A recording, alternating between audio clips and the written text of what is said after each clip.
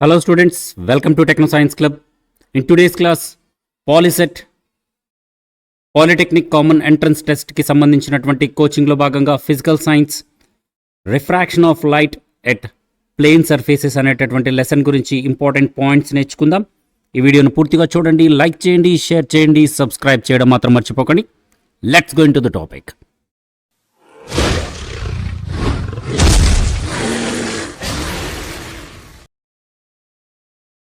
Welcome back friends, welcome back to Techno Science Club, welcome back to Polyset Physical Science, the lesson Refraction of Light at Plane Surfaces. In this lesson, you know about the refraction, the bending of light ray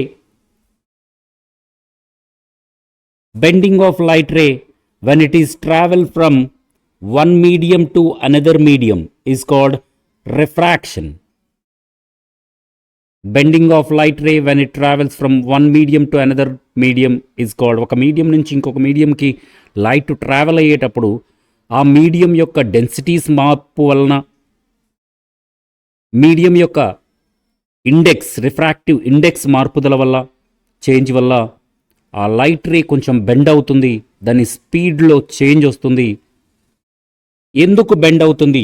why the refraction takes place? ఎందుకు light ray bend అవుతుంది అంటే, speed of light changes at interface of the two surfaces. రెండు surfaces యొక్క interface ఏదైతే ఉందో, అంటే రెండు surfaces మారేటటువంటి ప్రాంతం. ఫర్ ఎగ్జాంపుల్, పైన ఒక సర్ఫేస్, పైన ఒక medium M1 is the medium 1 and M2 is the medium 2 అనుకుందాం.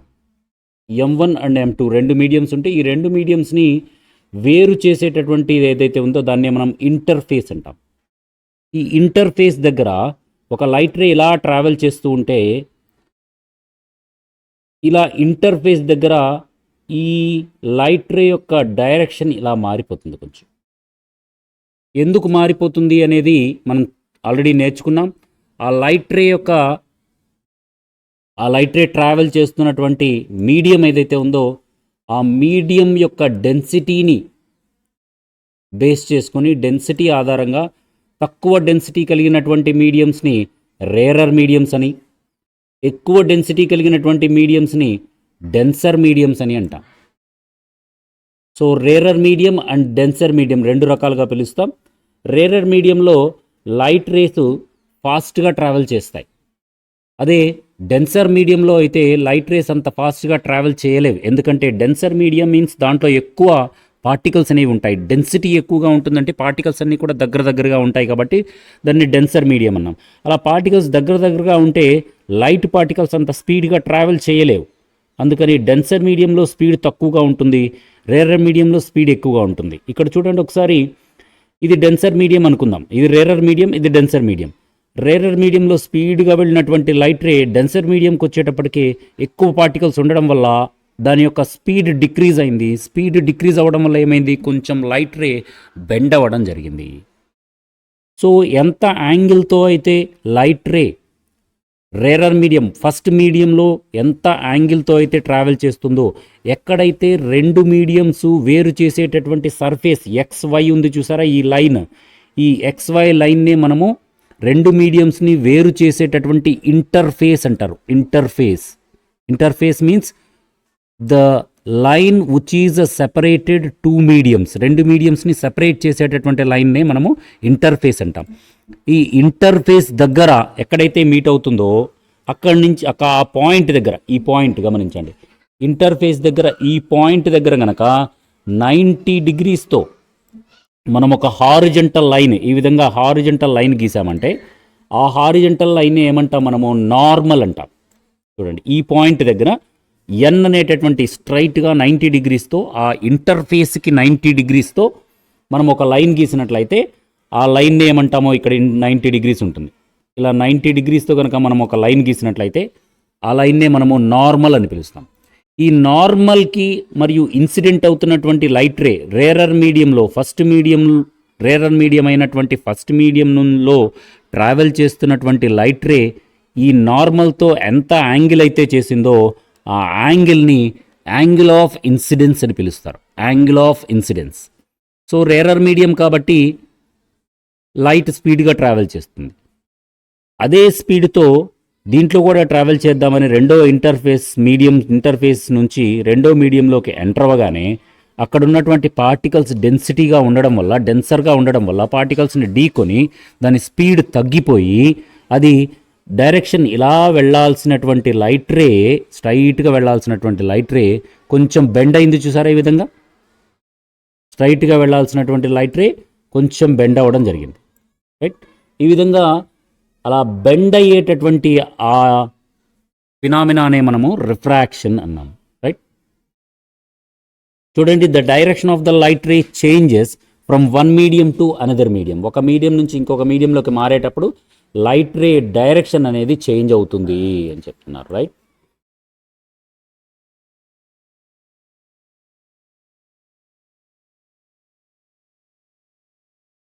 అదేవిధంగా ఇంకా ఇంపార్టెంట్ పాయింట్స్ గమనించినట్లయితే ఇక్కడ డీటెయిల్డ్గా ఉంది చూడండి. లైట్ రే అదే డెన్సర్ మీడియం నుంచి రేరర్ మీడియంలోకి వెళ్తే రెండు కూడా ఒకసారి గమనించండి. ఇదేమో రేరర్ మీడియం నుంచి డెన్సర్ మీడియంలోకి వెళ్ళినప్పుడు, రేరర్ మీడియం నుంచి డెన్సర్ మీడియంకి వెళ్ళినప్పుడు నార్మల్ నుంచి నార్మల్కి దగ్గరగా బెండ్ అవ్వడం జరిగింది. నార్మల్కి దీనికి మధ్య చూడండి చాలా తక్కువ డిస్టెన్స్ అనేది ఉండడం జరిగింది. అవునా, నార్మల్ వైపుకి రావడం జరిగింది. బెండింగ్ అనేది పై వైపుకి వెళ్లకుండా కింది వైపుకు, అంటే నార్మల్ వైపుకి బెండ్ అవ్వడం జరిగింది. రైట్. ఇలా నార్మల్ వైపుకి బెండ్ అవ్వడం జరిగింది. కాబట్టి రేరర్ మీడియం నుంచి డెన్సర్ మీడియం లోపలికి ఒక లైట్ రే ట్రావెల్ చేస్తే అది రిఫ్రాక్షన్ చెందిన తర్వాత నార్మల్ వైపుకి బెండ్ అవుతుంది. అదే ఒక లైట్ రే డెన్సర్ మీడియం నుంచి, water is the denser medium, so కింద ఉన్నటువంటి ఎయిర్ వచ్చేటప్పటికి rarer medium. Water is the denser medium, air is a rarer medium. So denser medium నుంచి రేరర్ మీడియంలోకి లైట్ రే ట్రావెల్ అయితే ఇలా స్ట్రైట్గా వెళ్ళాల్సినటువంటి లైట్ రే చుక్కల రూపంలో చూపించారు చూడండి. ఇలా లైట్ రే స్టార్ట్ అయ్యి డెన్సర్ మీడియం నుంచి ఈ ఇంటర్ఫేస్ దగ్గర ఈ పాయింట్ దగ్గర రిఫ్రాక్షన్ స్టార్ట్ అయింది. ఇలా స్ట్రైట్గా వెళ్ళాల్సినటువంటి లైట్ రే ఇలా బెండ్ అయింది, పై వైపుకి బెండ్ అయింది. చూడండి నార్మల్ నుంచి ఎంత దూరంగా బెండ్ అయిందో చూడండి. So away from the normal, when light ray travels from rarer medium to denser medium towards the normal, denser medium to rarer medium away from the normal, normal నుంచి దూరంగా bend అవ్వడం జరిగింది. ఈ రేనే మనము ray of light, refracted ray of light అంటాము. ఈ యాంగిల్ని మనము ఆర్తో చూపిస్తాము, యాంగిల్ ఆఫ్ రిఫ్రాక్షన్తో చూపిస్తాం. Right. Refractive index of water, ఇది కూడా బిట్స్కి అడుగుతుంటారండి, important. Refractive index of water is 1.33. Refractive index of water. What is the refractive index of water? 1.33. అదే refractive index of ice 1.31. So ఇక్కడ ఏది డెన్సర్, దేనికైతే రిఫ్రాక్టివ్ ఇండెక్స్ హైగా ఉందో అది denser, దేనికైతే refractive index లోగా ఉందో అది రేరర్. చూడండి 1.33 అనేది డెన్సర్, వాటర్ అనేది డెన్సర్ మీడియం, ఐస్ 1.31 ఉన్నటువంటిది రేరర్ మీడియంగా మనం తీసుకుంటాం. సో డెన్సర్ మీడియం లోపల రేరర్ మీడియం అయినటువంటి ఐస్ డెన్సర్ మీడియం అనేటువంటి వాటర్ పైన ఫ్లోట్ అవుతుంది అనే విషయం తెలుస్తుంది మనకి. అదేవిధంగా రిఫ్రాక్టివ్ ఇండెక్స్ ఆఫ్ డైమండ్ 2.42, ఇది హైయెస్ట్ రిఫ్రాక్టివ్ ఇండెక్స్ కలిగినటువంటి పదార్థం diamond. The refractive index of diamond is 2.42గా చెప్తాం మనం. అదే light travel from rarer medium to denser medium, rarer medium ఎయిర్గా తీసుకుంటాము, డెన్సర్ మీడియంని గ్లాస్గా తీసుకున్నట్లయితే rarer medium to denser medium, the light ray bends towards the normal. చెప్పాను కదా, రేరర్ మీడియం నుంచి డెన్సర్ మీడియంలోకి వెళ్తే టువర్డ్స్ ద నార్మల్. అదే డెన్సర్ మీడియం నుంచి రేరర్ మీడియంలోకి వెళ్తే away from the normal. Right. Wavelength is the decreases as the speed of light decreases. Medium dense అయ్యే కొద్దీ, మీడియం చిక్కగా అయ్యే కొద్దీ, డెన్సర్ మీడియం అయ్యే కొద్దీ దాని యొక్క వేవ్ లెంత్ అనేది డిక్రీజ్ అవుతుంది, లైట్ రే యొక్క వేవ్ లెంత్ డిక్రీజ్ అవుతుంది, అదేవిధంగా లైట్ రే యొక్క స్పీడ్ కూడా డిక్రీజ్ అవుతుంది. యాంగిల్ ఆఫ్ రిఫ్రాక్షన్ ఆర్ అని చెప్పాం, అదేవిధంగా యాంగిల్ ఆఫ్ ఇన్సిడెన్స్ ఐ అని చెప్పాం. ఎప్పుడు కూడా angle of refraction is the lesser than the angle of incidence. Angle of incidence కన్నా యాంగిల్ ఆఫ్ రిఫ్రాక్షన్ ఎప్పుడు కూడా లెస్సర్గా ఉంటుంది. ఎప్పుడు? When light ray travel from rarer medium to denser medium. Rarer medium నుంచి డెన్సర్ మీడియంలోకి లైట్ రే ట్రావెల్ అయినప్పుడు normal towards the normal bend అవుతుంది. కాబట్టి refracted angle ఎప్పుడు కూడా ఇన్సిడెంట్ యాంగిల్ కన్నా తక్కువగా ఉంటుంది. ఇక్కడ మనం గమనించాం చూడండి, ఇక్కడే రేరర్ మీడియం నుంచి డెన్సర్ మీడియంలోకి వెళ్ళినప్పుడు ఐ యొక్క యాంగిల్ ఎక్కువగా ఉంది. ఇక్కడ ఆర్ యొక్క యాంగిల్ ఐ యాంగిల్ కన్నా తక్కువగా ఉంది, గమనించండి. అవునా? ఐ యొక్క యాంగిల్ ఆర్ యొక్క యాంగిల్ రెండింటిని గమనిస్తే ఐ అనేది గ్రేటర్గా ఉంది, ఆర్ అనేది లెస్గా ఉంది. దీన్ని బట్టి మనం ఇందాక చెప్పిన పాయింట్ ఇదే. రేరర్ మీడియం నుంచి డెన్సర్ మీడియంలోకి లైట్ రే ట్రావెల్ అయితే యాంగిల్ ఆఫ్ ఇన్సిడెన్స్ అనేది హైగా ఉంటుంది, యాంగిల్ ఆఫ్ రిఫ్రాక్షన్ అనేది లోగా ఉంటుంది అని చెప్పారు ఈ పాయింట్ నుంచి. అదేవిధంగా when light ray travel from denser medium to rarer medium, light ray rarer medium నుంచి డెన్సర్ మీడియం అయినటువంటి వాటర్ ఆర్ గ్లాస్ నుంచి రేరర్ మీడియం అయినటువంటి ఎయిర్ లోపలికి ట్రాన్స్ఫర్ అయితే నార్మల్ నుంచి అవే ఫ్రమ్ ద నార్మల్ బెండ్ అవ్వడం జరుగుతుంది, నార్మల్ నుంచి దూరంగా బెండ్ అవ్వడం జరుగుతుంది, యాంగిల్ కూడా ఇంక్రీజ్ అవుతుంది. సో ఇక్కడ angle of refraction is greater than angle of incidence. Angle of refraction angle of incidence కన్నా గ్రేటర్గా ఉంటుంది. ఆర్ ఈజ్ గ్రేటర్ దాన్ ఐగా చెప్తాము. Right? R is greater than I. ఇక్కడ వచ్చేటప్పటికి ఏం చెప్పాము? I is greater than R. I అనేది ఆర్ కన్నా ఎక్కువగా ఉంటుంది. I is greater than R అని చెప్పాం.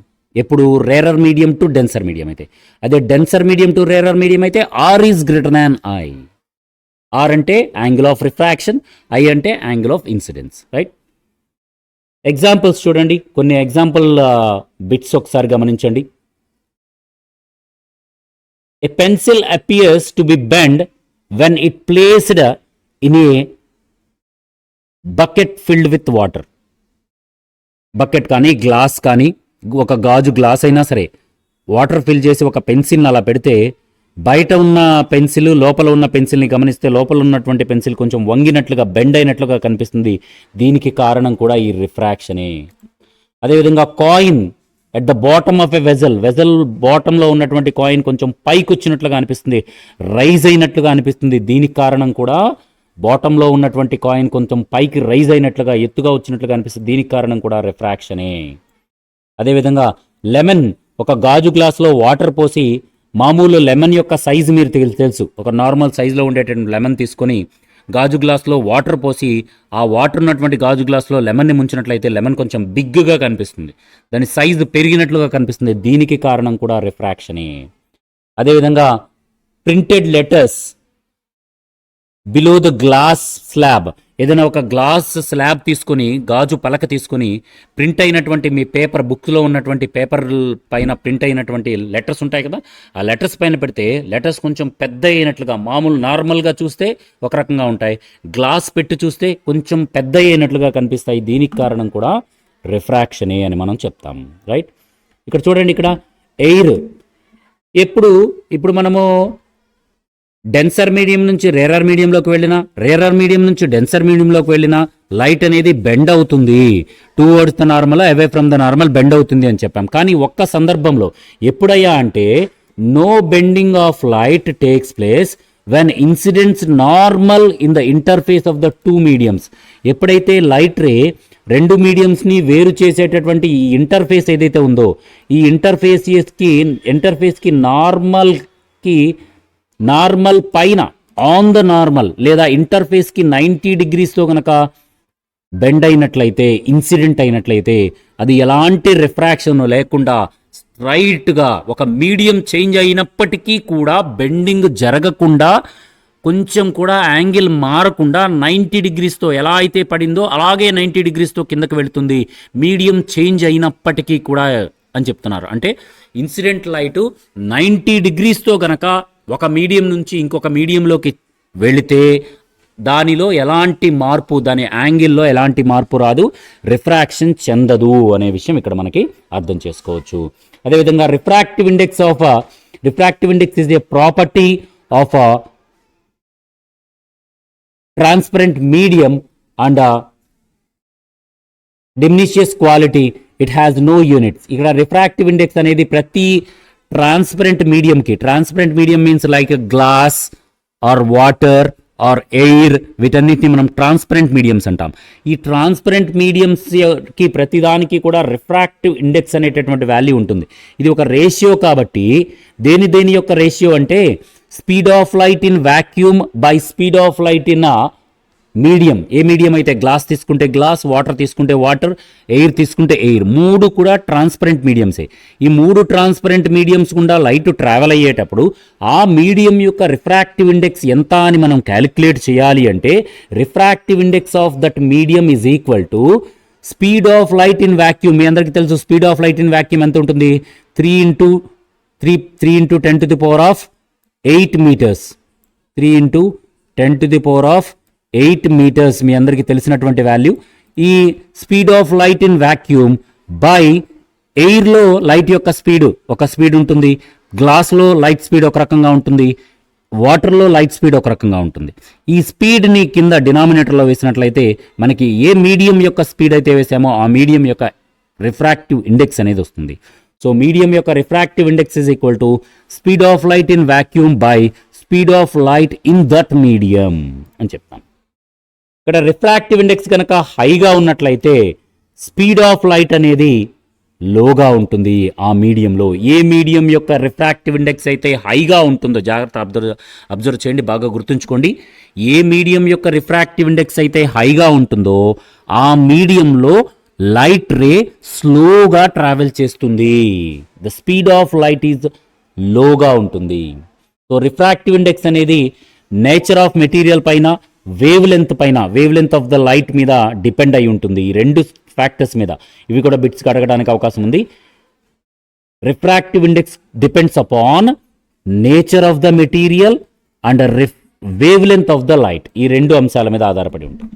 So relative refractive index is equal to speed of light in రెండు మీడియంస్ ఇచ్చి ఈ రెండు మీడియంస్ యొక్క refractive index, relative refractive index కనుక్కోండి అంటే speed of light in first medium by speed of light in second medium వేసినట్లయితే ఆ రెండు మీడియంస్ మధ్య ఉన్నటువంటి రిలేటివ్ రిఫ్రాక్టివ్ ఇండెక్స్ అనేది వస్తుంది.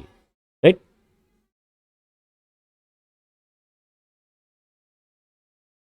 Loss of refraction. So laws of refraction ఏం తెలియజేస్తాయి? ఇక్కడ incident ray and refracted ray and normal, ఈ మూడు కూడా ఒకే ట్రాన్స్పరెంట్, ఒకే interface of the two transparent mediums are lies in a same plane. Point of incidence same plane మీద ఉంటుందని చెప్తుంది. అదేవిధంగా లైట్ ఫాలోస్ స్నెల్స్ లా ఏం తెలియజేస్తుందో చూడండి. స్నెల్స్ లా వచ్చేటప్పటికి sine I by sine are is equal to constant, n2 by n1 is equal to constant అని తెలియజేస్తుంది. రెండు మీడియంస్ మధ్య ఉన్నటువంటి రిఫ్రాక్టివ్ ఇండెక్స్లకు సంబంధించి స్నెల్ అనేటటువంటి సైంటిస్ట్ కనుక్కున్నటువంటి law, Snell's law, the relation between angle of incidence and angle of refraction between the two surfaces, two mediums, దీన్ని తెలియచేసేదే Snell's law. Sine I by sine are is equal to కాన్స్టెంట్గా చెప్తాము. ఇంకా వివరంగా రాస్తే sine n1 sine theta sine theta 1 is equal to n2 sine theta 2గా చెప్తాము. ఇది స్నెల్స్ లాకి సంబంధించినటువంటి డయాగ్రామ్. రెండు మీడియంస్లో medium 1, medium 2 light race travel అవుతూ ఉన్నప్పుడు వాటి మధ్య యాంగిల్ ఆఫ్ ఇన్సిడెన్స్ మరియు యాంగిల్ ఆఫ్ రిఫ్రాక్షన్ మధ్య ఉన్నటువంటి రిలేషన్ని తెలియజేసేదే ఈ Snell's law. Sine I by sine are is equal to n2 by n1 is equal to కాన్స్టెంట్గా చెప్తాం మనం. సో క్రిటికల్ యాంగిల్ అనే ఒక ఉంది. క్రిటికల్ యాంగిల్ అంటే ఏంటంటే చూడండి, the angle of incidence is called critical angle when the angle of refraction is 90 degrees. Angle of refraction 90 degrees అయితే యాంగిల్ ఆఫ్ ఇన్సిడెన్స్ ఏదైతే ఉందో దాన్నే క్రిటికల్ యాంగిల్ అంటాం. ఏం లేదు, క్రిటికల్ యాంగిల్ అంటే ఏం లేదు, ఒక మీడియం నుంచి, ఇది ఒక మీడియం అనుకున్నట్లయితే ఒక లైట్ రే ఇలా పడింది అనుకోండి, ఈ విధంగా పడింది. ఎంత యాంగిల్తో లైట్ రే ఇలా పడితే అది రెండో మీడియంలోకి వెళ్లకుండా ఈ రెండు మీడియంస్ని వేరు చేసేటటువంటి ఇంటర్ఫేస్ ఏదైతే ఉందో ఆ ఇంటర్ఫేస్ పైన ఈ విధంగా వెళ్తుంది, ఈ విధంగా బెండ్ అయి వెళ్తుంది, ఇంటర్ఫేస్ గుండా వెళ్తుంది. అంటే రెండో మీడియంలోకి వెళ్లకుండా మళ్ళీ మొదటి మీడియంలోకి రాకుండా ఇంటర్ఫేస్ గుండా వెళ్తుంది చూసారా, 90 డిగ్రీస్తో, నార్మల్కి 90 డిగ్రీస్తో వెళ్తుంది చూసారా. ఆ నార్మల్కి 90 డిగ్రీస్తో వెళ్ళేటటువంటి ఆ డేనే మనం ఏమంటాము, వెరీ గుడ్, దాన్ని మనము క్రిటికల్ యాంగిల్ అంటాము. Critical angle angle of refraction 90 degrees అయితే యాంగిల్ ఆఫ్ ఇన్సిడెన్స్ని మనము క్రిటికల్ యాంగిల్ అంటాము. ఇది క్రిటికల్ యాంగిల్కి సంబంధించినటువంటి figure. sin c by sin 90 is equal to n2/n1గా చెప్తాం. టోటల్ ఇంటర్నల్ రిఫ్లెక్షన్ ఏదైతే స్నెల్స్ లా చెప్పినటువంటి తర్వాత క్రిటికల్ యాంగిల్ ఏదైతే క్రిటికల్ యాంగిల్ కన్నా ఎక్కువ యాంగిల్తో ఏదైనా లైట్ రే కనుక ఇన్సిడెంట్ అయితే ఆ లైట్ రే రెండో మీడియంలోకి వెళ్లకుండా మొదటి మీడియంలోకి మళ్ళా రివర్స్ రిఫ్లెక్షన్ జరుగుతుంది. దాన్నే మనము టోటల్ ఇంటర్నల్ రిఫ్లెక్షన్ అని చెప్తాం. ఈ టోటల్ ఇంటర్నల్ ఈ విధంగా చూడండి, ఇక్కడ డయాగ్రామ్స్ చూడండి. ఒక లైట్ రే పడినప్పుడు ఇది క్రిటికల్ యాంగిల్, ఈ θc అనేది క్రిటికల్ యాంగిల్. ఏ యాంగిల్తో అయితే పడుతుందో అది రెండు మీడియంస్లో వెళ్లకుండా ఈ మీడియం యొక్క ఇంటర్ఫేస్ గుండా వెళ్తుంది చూసారా, దాన్నే ఈ యాంగిల్నే మనము క్రిటికల్ యాంగిల్ అంటాం. అదే క్రిటికల్ యాంగిల్ కన్నా ఎక్కువ యాంగిల్తో కనుక ఒక లైట్ రే ఇన్సిడెంట్ అయితే అది రెండో మీడియంలోకి వెళ్లకుండా మొదటి మీడియంలోకి మరలా రిఫ్లెక్షన్ జరిగింది చూడండి. θ1 అనేటటువంటి క్రిటికల్ యాంగిల్ కన్నా హయ్యర్ యాంగిల్తో ఇన్సిడెంట్ అయినప్పుడు అది అదే మీడియంలోకి మరలా వెనక్కి వచ్చింది, రిఫ్లెక్షన్ జరిగింది. దీన్ని మనము టోటల్ ఇంటర్నల్ రిఫ్లెక్షన్ అని చెప్తాం. రైట్, ఇవండి ఇంపార్టెంట్ టాపిక్స్. వీటిపైన ఈ టోటల్ ఇంటర్నల్ రిఫ్లెక్షన్ చూడండి, బ్రిలియంట్స్ ఆఫ్ డైమండ్, ఎందుకంటే హైయెస్ట్ క్రిటికల్ యాంగిల్ ఉండడం వల్ల, హైయెస్ట్ క్రిటికల్ యాంగిల్ ఆఫ్ డైమండ్కి హైయెస్ట్ క్రిటికల్ యాంగిల్ ఉంటుంది, 22.4 డిగ్రీస్ ఉంటుంది డైమండ్ యొక్క హైయెస్ట్ క్రిటికల్ యాంగిల్. ఇది టోటల్ ఇంటర్నల్ రిఫ్లెక్షన్ మీద బేస్ అయ్యి అది మెరుస్తూ ఉంటుంది. మిరేజెస్, ఎండమావులు ఏర్పడడానికి కూడా కారణము టోటల్ ఇంటర్నల్ రిఫ్లెక్షన్ అని మనం చెప్తాం. ఎండమావులు ఏర్పడడానికి, అదేవిధంగా ఆప్టికల్ ఫైబర్స్ ఏదైతే ఉన్నాయో ఆప్టికల్ ఫైబర్స్ కూడా ఈ క్రిటికల్ యాంగిల్ ఏదైతే టోటల్ ఇంటర్నల్ రిఫ్లెక్షన్ ఉందో ఈ టోటల్ ఇంటర్నల్ రిఫ్లెక్షన్ అనేటటువంటి ఫినామినాని బేస్ చేసుకొని పనిచేస్తుంది. టోటల్ ఇంటర్నల్ రిఫ్లెక్షన్ అనేటటువంటి ఫినామినాని బేస్ చేసుకొని పనిచేస్తుంది ఆప్టికల్ ఫైబర్స్. మనకి ఇంటర్నెట్ కేబుల్స్ అవి వేస్తారు చూడండి, ఆప్టికల్ ఫైబర్స్ అని.